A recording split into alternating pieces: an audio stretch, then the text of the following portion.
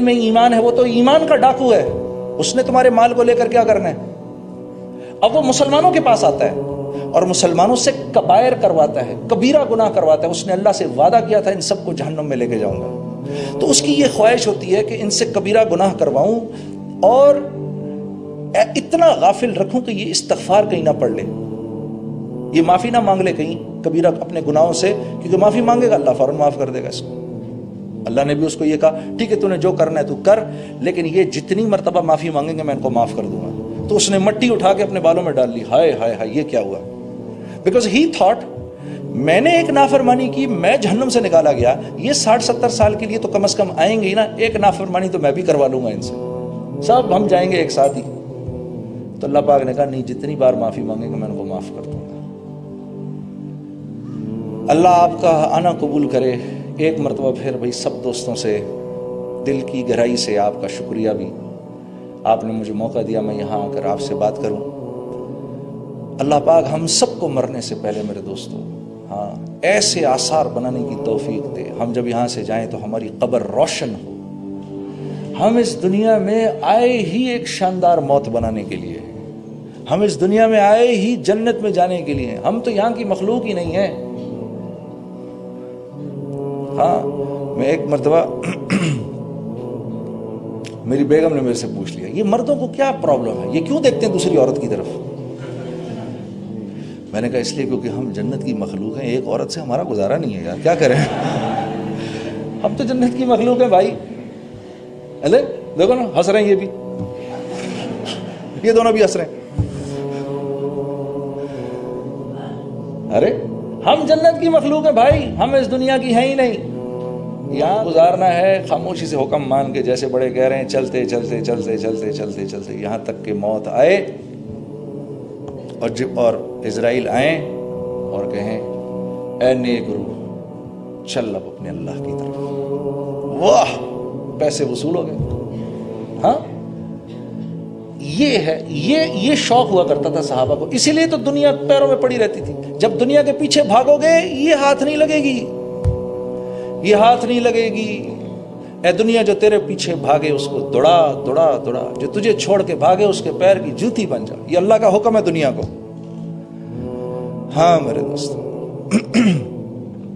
ایمان اس لیے ضروری ہے، ورنہ ایمان کے بغیر یہ دل کی آنکھ نہیں کھلتی.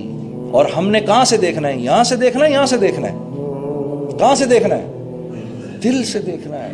یہ آنکھ تو جھوٹ دکھاتی ہے، یہ تو دکھا رہی ہے وہ دیکھو زمین اور آسمان مل رہے ہیں، تو مل رہے ہیں کیا؟ نہیں، یہ جھوٹ دکھائے گی. یہ آنکھ بتائے گی، میں آخری 1-2 منٹ لوں گا، یہ آنکھ بتائے گی ادھر کرامن کاتبین بیٹھے ہوئے ہیں، یہ بتائے گی. معاذ بن جبل فرماتے ہیں میں یہ بات اتنا بولتا تھا زندگی کے آخری وقتوں میں مجھے کرامن کاتبین کے لکھنے کی آواز آیا کرتی تھی. حضرت علی کرم اللہ وجہ فرما رہے ہیں میں نے جنت دوزخ اتنی بولی اتنی سنی، اللہ کی قسم آج جنت اور دوزخ کو میرے سامنے لا کر کھڑا کر دو گے، نہ میرے ایمان میں اتنی سی کمی ہوگی نہ اتنا سا اضافہ ہوگا. وَلِلَّهِ الْعِزَّةُ وَلِرَسُولِهِ وَلِلْمُؤْمِنِينَ وَلَكِنَّ الْمُنَافِقِينَ لَا يَعْلَمُونَ. اس آیت کی تفسیر ہے عزت تو اللہ کے ہاتھ میں ہے. عزت کس کے ہاتھ میں ہے؟ عزت تو اللہ کے ہاتھ میں ہے. یہ محمد صلی اللہ علیہ وسلم کے ذریعے مومنین تک آتی ہے اور نافرمانوں کو اس کا کوئی حصہ نہیں ملتا، کوئی حصہ نہیں ملتا. مجھے بڑے لوگ کہتے ہیں آپ نے میوزک چھوڑ دی، آپ یار کیا زندگی تھی، بڑی قربانی دی آپ نے. میں نے کہا قربانی تو میں نے نہیں دی، قربانی تو آپ دے رہے ہیں. کہتا وہ کیسے؟ میں نے کہا نافرمانی کی زندگی گزار رہے ہیں، قربانی تو آپ کی ہے کہ اللہ سے تڑے ہوئے ہیں بالکل، ماننی بھی نہیں تیری، پھر بھی رہنا ہے اسی کی دنیا میں. میں تو بچ گیا. میں نے تو کہا یا اللہ جتنا کیا معاف کر دے، آئندہ بھی غلطی کروں تو معاف کر دے. قربانی تو تیری ہے. نوکر گھر میں رہ رہا ہو مالک سے جھگڑے سے، مالک روز اس کو پیٹ رہا ہو پھر بھی رہ رہا ہے. میں نے کہا قربانی کس کی ہے؟ ماننے والے کی کہ نہ ماننے والے کی؟ میں نے قربانی تو نوکر کی ہے، وہ روز مار کھانے کے لیے تیار ہے. تو میں نے کہا قربانی تو آپ دے رہے ہیں. پہلے تھوڑی دیر کے لیے اس کا دماغ گھوم گیا، بھائی کیا باتیں کر رہا ہوں اس کے ساتھ. تو قربانی تو نافرمان کی ہے، وہ دے رہا ہے بیچارہ. نہیں میرے دوستو، ایک مسلمان کی آپ صلی اللہ علیہ وسلم کعبے کو دیکھ کر فرما رہے ہیں اے کعبہ تیری حرمت کو سلام، تیری عظمت کو سلام، لیکن ایک مسلمان کی عزت اللہ کے ہاں تجھ سے بڑھ کر ہے۔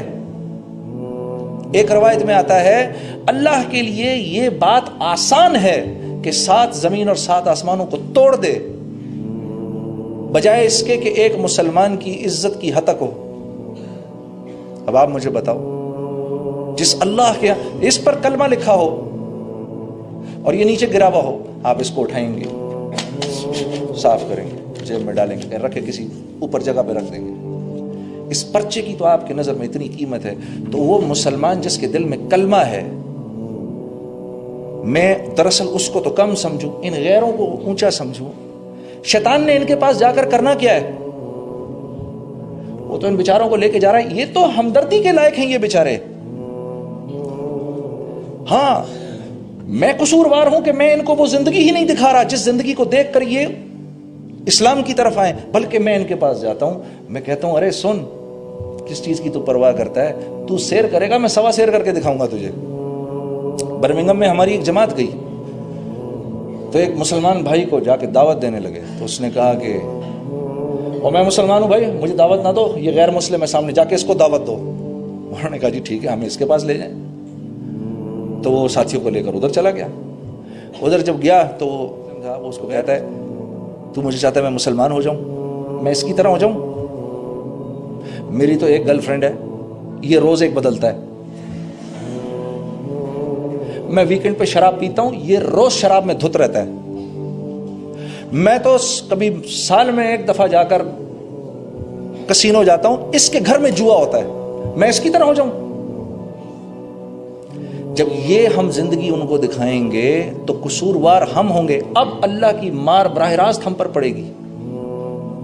تو یہ لوگ تو رحم کھانے کے لائق ہیں، ان سے ہمدردی ضروری ہے میرے دوستوں، نفرت نہیں۔ انبیاء کا یہ مزاج ہوا کرتا تھا، انبیاء کا یہ مزاج ہوا کرتا تھا کہ انبیاء غیروں سے دل میں انتہائی شفقت رکھتے تھے۔ ہاں، اور جو غیروں سے دل میں شفقت نہیں رکھے گا، اللہ رب العزت اس سے اپنے دین کا کام نہیں لیں گے، کیونکہ یہ کام انبیاء کا کام ہے۔ جب تک انبیاء کے مزاج پر نہیں آئیں گے اس وقت تک یہ کام اللہ نہیں لیں گے۔ ہم اپنے آپ ہی کو بیوقوف بناتے رہیں گے، خوش فہمی میں رہیں گے، لیکن یہ ہم سے بہتر ہو گئے، یہ آپ اور میں پھر محمد صلی اللہ علیہ وسلم کو کیا شکل دکھائیں گے؟ یا رسول اللہ آپ کے کلمے کی تو ہماری نظر میں کوئی قیمت ہی نہیں تھی۔ یہ اکثر یہ جملہ کہہ دیتے ہیں، یہ بھی خطرناک جملہ ہے۔ ان کے اندر تو دین بہت موجود ہے، وہ اگر کلمہ پڑھ لیں تو ہم سے کہیں زیادہ بہتر مسلمان ہو جائیں گے۔ ارے خدا کے بندے، یہ جو اگر مگر تگر تو لگا رہا ہے، ذرا یہ ہونے